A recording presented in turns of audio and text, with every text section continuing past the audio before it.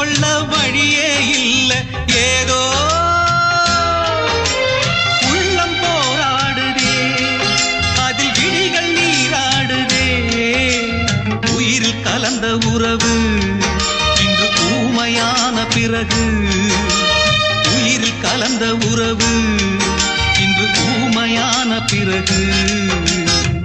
பூ பூத்த செடியை காணோ வெத போட்ட